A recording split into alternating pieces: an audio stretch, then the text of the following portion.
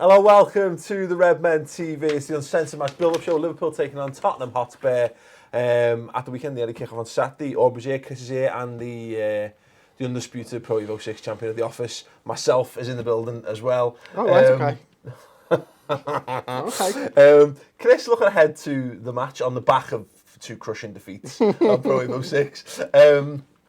It's so much... There's such a better vibe, such a better atmosphere. I'm so much more excited looking forward to this game. Because you beat me twice on Pro Evo. I beat you twice on Pro Evo 6. It just goes to show that he doesn't normally. Yeah. No, this is just because this is how we started the show last week, I recall. Was when it? You managed to flick a few victories over me and Orb. Oh, the 4-1? Was it a 4-1? Yeah, it was a 4-1. See, I don't remember the scores. Was it 4-1? Let us know in the comments below. Yeah, I'm looking forward to this game loads more simply because we won a game of football since Burnley. Life is just better when Liverpool beat teams, especially teams like Burton Albion, because that you need the confidence going into this game. That, you know, it was all doom and gloom for like 48 hours after last weekend against Burnley, and then that would have been carried. Even if we'd have drawn against Burton Albion, that would have just carried on all week. Whereas now we're like, oh, we're scoring goals again, everything's great, we've got Tottenham Hotspur away, chance to get back on track in the league, and that's the narrative now. It would have been so much worse had we not beaten Burton Albion. Exactly, that's it, because I think we had this conversation, didn't we, on the final word up, and you saying there's certain things that I'm going to carry forward and look ahead to Spurs, and you probably still are, but I guess a lot of them you've probably forgotten about because we've had a whole another game of football to look at, players to impress, and we've said, you know, constantly, we keep bringing it up, yeah, it's a championship side, but, you know, Liverpool went and did a job that they don't historically go and do, so that can't help, but, you know, as a fan, that's what it's all about. It doesn't matter who you play, you just want to see Liverpool win, and therefore feel far more optimistic going into the next match. Definitely, as Chris has just said, Brad had meant that a little bit.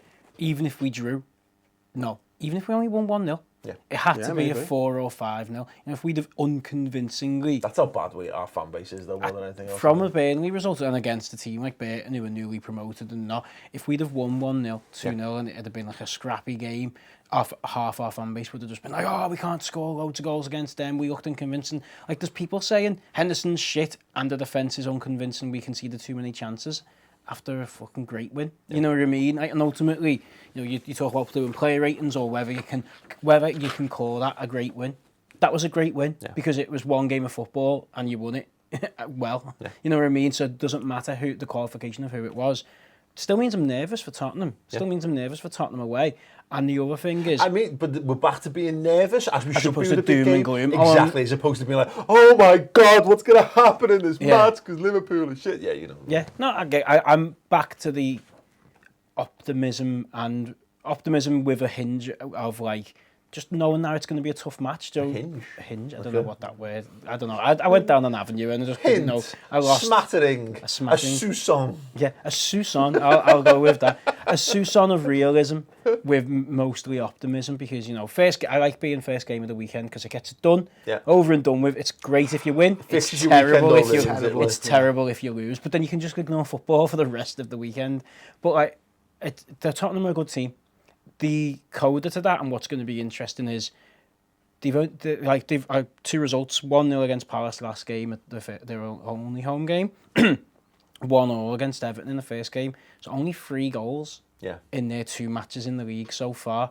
So it could be very difficult to see the free-flowing, attacking Liverpool team, or we could go there and shock them. You know what I mean? I don't imagine Palace went there to go and really take the game to them. So it's going to be an interesting match, but like you say, after the Burton game, you're back to the thinking, okay, here we go. We can give these a really good go and hopefully hit the heights that we did second half against Arsenal and really shock them and put down like a marker for other teams watching. Yeah, absolutely. We'll get back onto the match chat in a second. Let's have some trivia. Yeah? Yeah? Watching at home, yeah? Name the 2 most recent Liverpool players to have played for both sides. We do this a lot. The players who've, as it's in the question really, they played for Spurs, they played for Liverpool. The 2 most recent Liverpool players who've also played for Tottenham Hotspur. We'll reveal the answer at the end, so stay tuned. Of course, that's why you would do that. Spurs are a weird one for me, Chris, because I mean, I did a You Decide this week with Flav on the Ball Street and about who's going to finish higher. Sadly, I did it after Burnley, but before Burton, so it was really hard. It was a hard sell on my part. I kind of like Spurs. I don't really like Spurs, the football club as such, but for where they are, the type of football they're playing, I like the manager. I like a lot of their players. It feels like Liverpool and Spurs could potentially. I feel like they're almost our nearest rival in some respects at the moment. There's a lot of very pleasant similarities. I think the last 4 or 5 years, there's no question about it. They have been our nearest rival. It's always been the questions at the start of the season, whether we've actually finished there or not, is who's going to finish fifth out of Liverpool and Tottenham Hotspur, and we've never actually done it. But which one of them's going to break the top four? Exactly, or which one of them's going to break top four. I don't think there's anything weird about Tottenham. Like, I think they're a good footballing side with a really good manager, and they're a really well-run club. I think that's kind of what we're looking to get towards. You know, we've been picking the same players as each other. We've been vying for transfers with each other for a few years now, shopping in the same brackets and stuff. They're just a couple of years further ahead of us on that sort of whatever year plan it is. I think that look, we've got a new manager in as well now, and I think Klopp hopefully can learn a little something from the last game last season, because we came up against a tough side there. They're probably, for me, the best defence in the league. We struggled to break them down in his first game in charge, where we drew 0-0. I'd like to see how differently we're going to approach it from that game, because I don't really think we troubled them too much in that game. That's the big thing for me, because as you kind of say there, because, you know, Aubrey, Jurgen Klopp's first game in charge was this fixture last year. We drew that 0-0. We then drew 1-1 at Anfield. These are also, you know, we've done well against big teams since Klopp took over as well. Even though we've not necessarily won them all or whatever, we've had some really big performances against teams that maybe we wouldn't have been expected to beat.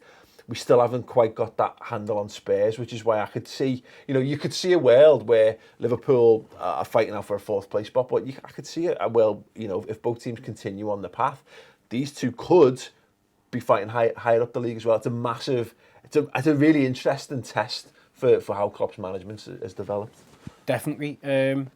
There are so many similarities between, because even if you scale it back a little bit, they lost their best player, a world-class player, to one of the big guns in football. You know, Gareth Bale moved for a stupid amount of money, went to Real Madrid, and then they spent it on a number of players. And then a season later, we did exactly the same with Suarez. So they seem to be just that 18 months to a year ahead of us. And in exactly the same way, Pochettino is 18 months to a year ahead of Klopp, you know, because he come into Tottenham, and they're the only one out of the top teams other than Arsenal who haven't changed manager.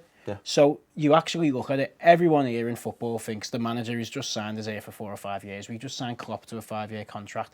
Tottenham fans, Tottenham board will be planning for him to be their manager for 5 years. So we should get used to these two young, good managers duking it out. Now, in the best case scenario, Mourinho's fucking lost it. You know, that last season at Chelsea was where it's going. United are going to fall down. They're going to be looking for someone else. Wenger's going to retire, so Arsenal are going to be bringing someone else in. Guardiola, he's lost it as well. It doesn't work, you know. But you know what I mean? And what a world.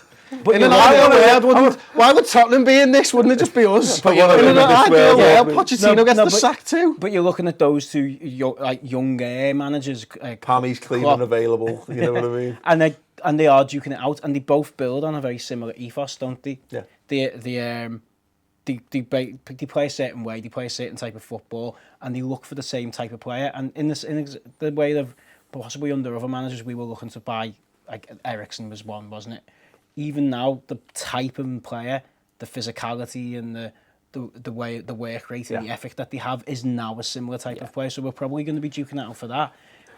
So Klopp's going to want to get one over on him. He's going to have to do it sooner or later, and if he can do it there, it sets him up in that little head-to-head battle. Because he'll be thinking something similar. You know, they must look at the league and think, well, if I've got targets, as anyone has in a job, and my target is finishing fourth, who do I displace? Who do I take out of that running? And Tottenham are gettable, but also it's easier to do that by beating them. I think Tottenham are gettable, mainly for the fact that I don't know how that squad's going to deal with Champions League football this season. I think, I said this to someone the other day, I think if you look at the team, the 11 players on the pitch, I think they've got one of the best Premier League sides. If you just look at the 11, it's whether they're going to have that squad depth to challenge on more than one front. There's also that question, again, a few people have mentioned it, not in this room yet, that's why I'm doing it, but the post-Euros, the disappointment faced by the likes of Ali and Kane. We Liverpool have had that before. You know, we sent Gerrard off the tournaments and he shoulders the blame responsibility for that. We're having the public turn on you when things don't go right. Carragher missing penalties and all that kind of stuff. You know, Kane didn't have a great tournament. Ali, you know, flattered to deceive as well, and they got a lot of pressure on them coming off that tournament, and I'm hoping they're still suffering a little bit of a mental hangover from all that, which would be lovely. And physical, if we're going to hope Absolutely, go for it. And listen, we're living in an ideal world, so why not? One question I want to ask, I didn't put it in the agenda, so I apologise for putting you on the spot with this. Mate, this whole agenda's putting me on the spot. That's cool. Always. Of the good wins against the good sides last season, which of those do you think is the most... I'll describe this, the best sort of, what's the word, prototype for how we might approach this and how we might beat Spurs? Wow, that's a fucking good question. Isn't it? I quite enjoyed that one. Like, Man City away. You think Man City away? Yeah. Okay. I think, yeah, and when you're looking at away performances, Man City's the one that's always going to stand out in people's minds and stuff. But quite honestly, if we could, I would rather see us do what we did to Villarreal at home. And do that to a team. 30 minutes first. Just take the ball off them. Yeah. And just fucking don't give them a sniff at all. Just take the ball off them and just keep pounding them. Did you say wins or performances? Well, I think wins in terms of the games that we went and won. Yeah. Because the one that stands out for me, anyway, is probably Dortmund away. I was going to say, you know, Dortmund just in away. terms of, you know, because they're a team who will play in a similar kind of mould, similar to kind of the way that we would like to play as well. A lot of that will depend on the personnel we have available to us, of course. But my fear with the Man City approach is that I don't know whether that's the kind of game that works for a team like that. You know what I mean? I don't know. Ultimately, I'd be interested in people's thoughts on that as well. But go on, Aubrey, you were... No, it was. I was going to say Dortmund as well. The Dortmund away performance is again exactly what you've just said. It's possibly more like it's saying, will Tottenham attack us or will they bed in? Yeah. And then try and hit us with one. Now, you know, Man City always are going to be a bit more, since Mancini's left, they're going to be a bit more attacking, so they are going to try, so you can get those gaps in there. It's interesting, isn't it? Because I wrote down just to have something before, and so the team that they put out for the last game, so it was the last home game that they played, was Vorm in goal because Reece is injured. Mm-hmm. Walker, Alderweireld, Vertonghen, Rose. And then I don't know whether they played 3 and a 3, which was what they were playing a lot last year, or if they went 4-4-2, because they've bought Janssen, who's that new striker, and both Janssen and Kane started. So it could have been Dyer and Wanyama sitting deep, Lamella on one wing, Eriksen on the other, Kane and Janssen. Or it could have been a 3. But either way, it's so solid, isn't it? You know, you've got 2 sitting... They were playing 4-2-3-1 last year, weren't they? Yeah. So it could easily be that, because Janssen could be put... I don't know if Janssen can operate as a winger, so it could be the 2 of Dyer and Wanyama. Did Ali start? Sorry, did Ali start? No, he came on after like 68 minutes. So you've got like Lamella, Janssen and Eriksen playing off of Kane. So what we do know is there's going to be a tall target man, which is going to be Klavan's first real template. If Klavan starts. If Klavan starts, or Matip, you know, so our defence is first this season. Go having to defend against that. And then also you've got just Dyer and Wanyama sitting in. That's hard to break down. You know, we didn't have that, even though they started with 2 against... Arsenal started with Coquelin and... El Nene. They didn't have a great game. You know, we got at them, didn't we, in that second half blitz. But it's going to be interesting because they're very good footballers, shielding what's a really good defence. Yeah. So, I don't know, I think it's going to be a tough... But Dembele's a huge miss for them, isn't it? It is a massive miss, Yeah, and it's interesting to see who he would be, if he wasn't suspended, who of them he'd be playing instead of. By all accounts, it's interesting actually, if you haven't seen it already, I sat down and had a chat with Flav, obviously from Ball Street on the Fighting Cock podcast, Spurs fan, and asked him about a few questions about how they line up and stuff. But he just say Wanyama's kind of Dembele's cover, ostensibly, so you'd imagine they would swap out. But yeah, go and watch that. That's on the YouTube channel if you want to check that out. Just more on us then, because ultimately, give a fuck talking about the opposition. That's what Flav's job is ultimately. Again, as always, because you'll be doing the starting 11 prediction, which is another thankless task, mainly because of the performances of a couple of players against Burton. I guess it comes back to kind of what we were saying about what type of performance we're looking for, what type of system. You know, Firmino did a really good job on the left-hand side against Burton. You know, making a point of getting in the box, getting into the 6-yard box as well. Klopp favours him, though, as the man leading the line in the big games. Origi's a doubt.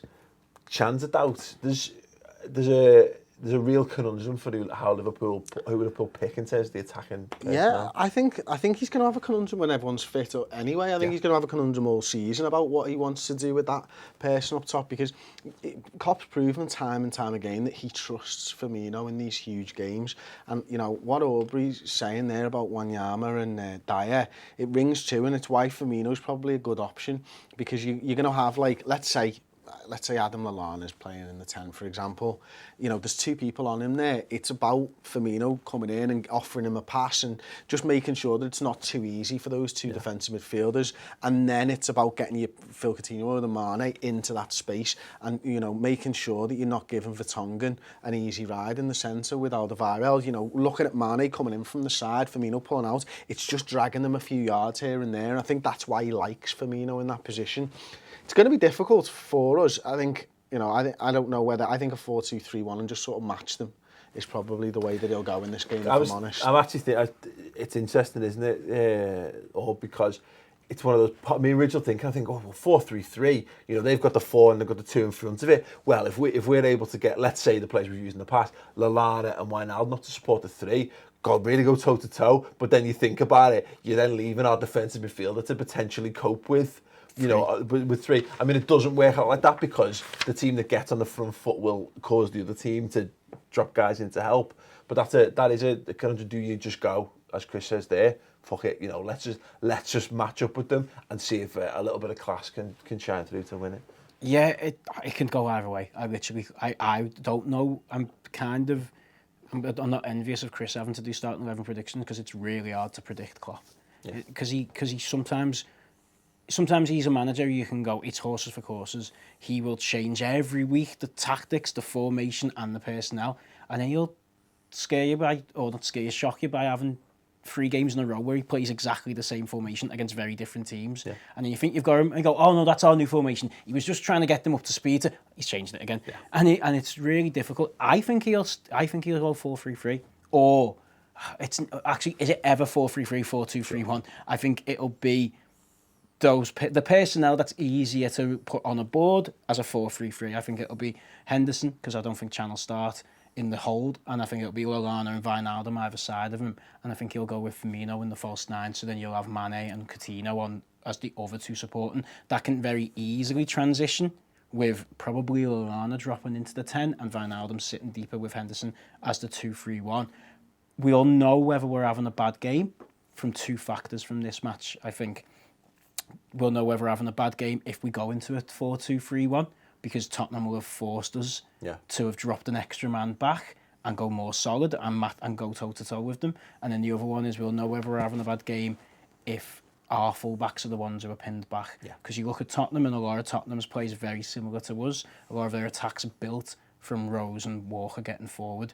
So it's our job to make sure Rose and Walker stay back. Yeah. And if Moreno or Milner on the left and Klein get pinned back, we know they've had too much of the ball and we're coming out on top. Absolutely. I think the thing for me, I think this is a big opportunity, but considering the week we've had and a lot of the talk around Daniel Sturridge and whatever, you know, comes off the bench against Burton, scores 2 goals, then comes out and says that he's not happy doing a job for the team out wide.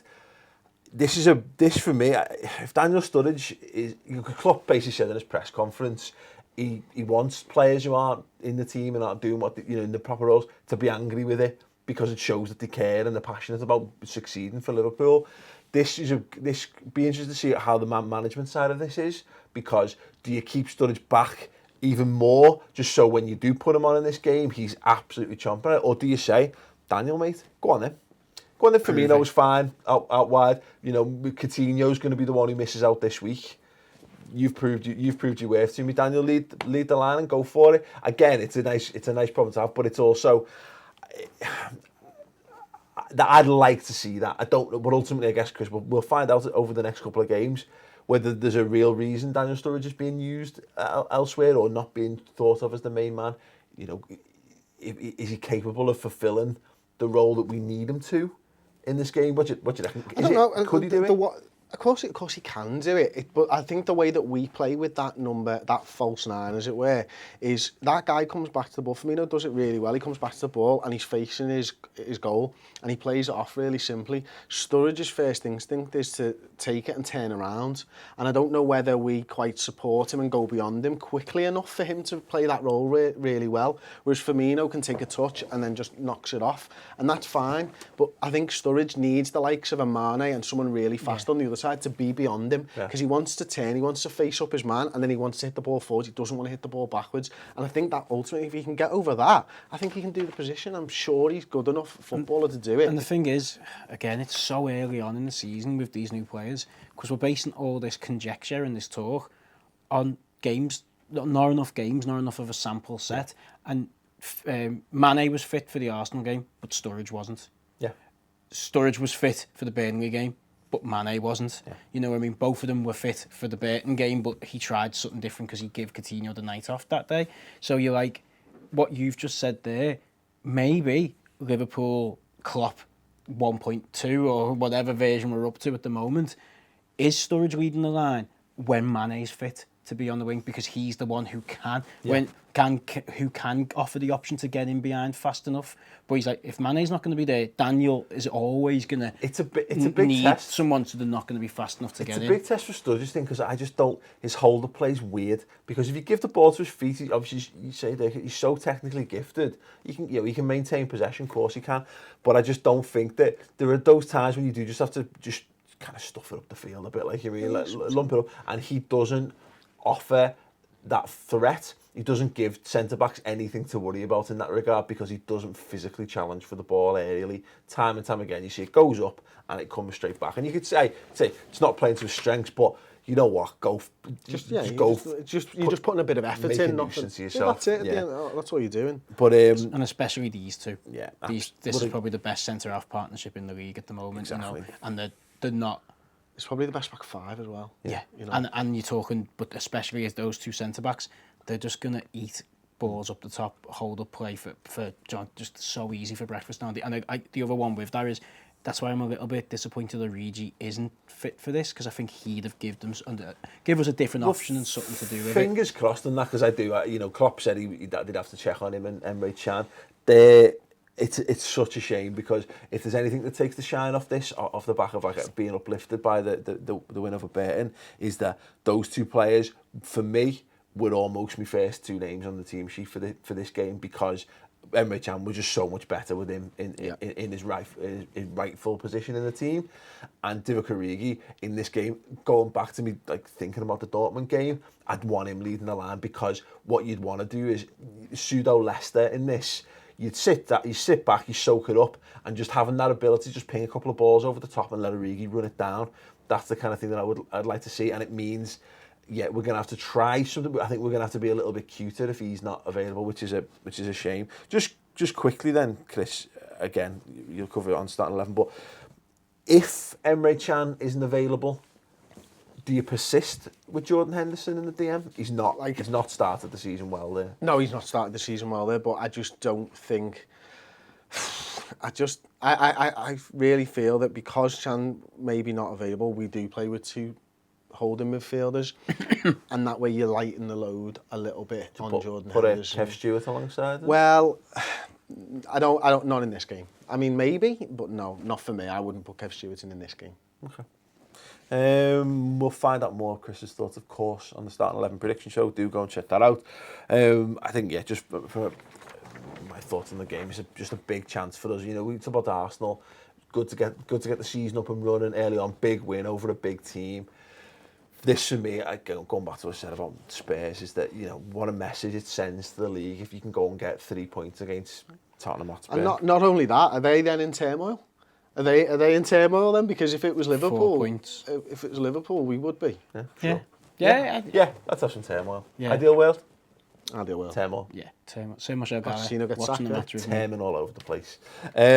Key man prediction. Is that what it's called? Yeah. Well, it's your show, Paul. Genuinely, I keep having to check the past agendas. Key man prediction. Final words. Do I get to answer it before Chris? Final words. Go for it. You can steal money off me if you want. Yeah. So, key man prediction. I'm going to go with Albie Moreno. Wow. Because I've been huffing glue all day. No, he played well there once. It's his goal, Against isn't them, it? yeah. Against them. No, look, it's hard to look past Mane, isn't it, at the moment? He's on fire. He played so well. He didn't look like he'd been injured, which was a really important thing. And he looks like he's absolutely key and influential to everything we do well attacking. And hopefully that continues, because I'd really like us to beat Tottenham. Yep. And I'd really like this loving. I don't want to see what I worried about with Mane. When we bought Mane, I thought we were buying a fella. We've talked about it on numerous shows. I thought we were buying a player who was great, unbelievable in one match, average in two and terrible in two. And it carried on like that.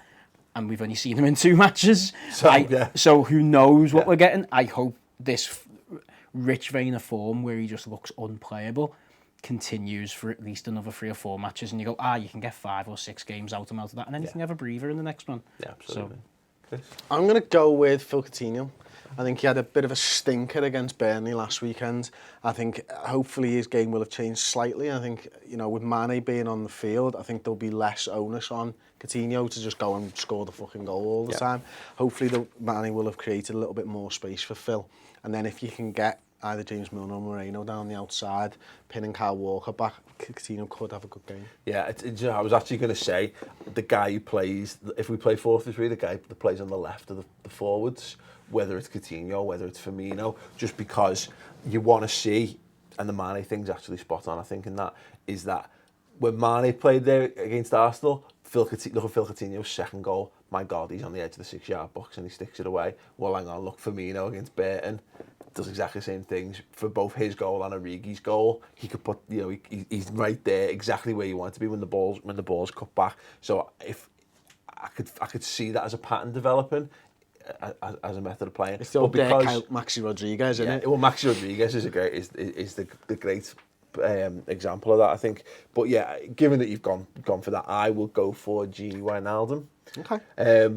Because he's gone completely under the radar. He's either gone under the radar or he's just sufficiently on the he's shit radar for people online. So he's not really done much. Got the assist for Lallana in the first game, which was nice. Let's see a bit more.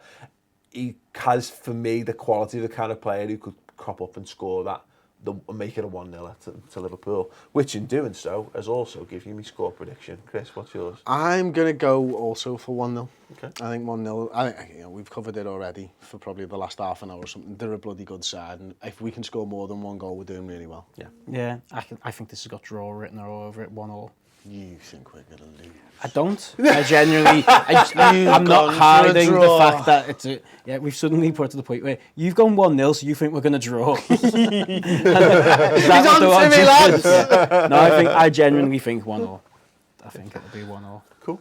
Great, I'll have that. Score predictions below. No, don't have to draw. Key Matt. Have his 1-0. mine. No, that as in collectively asking we've ruined for score that, haven't we? predictions. It's finished, Sorry. it's done. Fine. I'm not sure where Trivia answer? to go. Yeah, leave your key men predictions and score predictions in the comments below. Trivia. So, name the 2 most recent Liverpool players to have played for both teams. Are we talking Premier League appearances? Because I don't know whether Stuart played in the Premier League or not, but he's obviously played for both teams. I've not got that. Not that specific. Played a senior game for. Okay. Peter Crouch. Nope. Jamie Redknapp, Christian Ziege. Robbie Keane. No. I'm all out. So Kev Stewart, yeah. Oh, right, okay. So yeah. Oh, who joined with Stewart? Oh, Wilson, was it? Williams. No. We bought 2 young players. We did. One of them wasn't Williams. Wilson. No. No, Harry Wilson. Whoa. Winner. Workington. Was he the lad who went on loan to Swindon last year? No. Oh, fuck, That was Williams. Who's the other lad who joined with? Nope, it's not one of them. You're wrong. You're on the wrong track. One more guess each. It's engrossing TV, this. I know, yeah. I'm out. Just get Nick Barmby. super close-ups. Yeah. Nick Barmby has played for both. Yeah. All those players that you named earlier were all right Just in their not own the most in their own recent. wrong way. Do you want to know? No, I don't. Or would you want to know? I don't know. Go on. Stephen Colker. Oh, I was never going to say it. Was he ever a Liverpool? We talked about it so often last season. Who from Spurs? Oh my God. There you go. Memory shit. So yeah, thanks very much for watching. We're on the countdown to deadline day as well. Don't forget. Obviously, we'll be back with the normal. We'll be back with the normal post-match content as well, but also, yeah, we're gearing up towards deadline day. Me and Chris are over on the Ball Street channel, answering some of your questions on Liverpool transfers. That's amazing. Go over to youtube.com/Ball Street and check out Deadline Day Live. We'll be hosting the biggest Deadline Day party over on Ball Street again. So get subscribed, get prepared, and then obviously lead happier and more fulfilling lives. Cheers.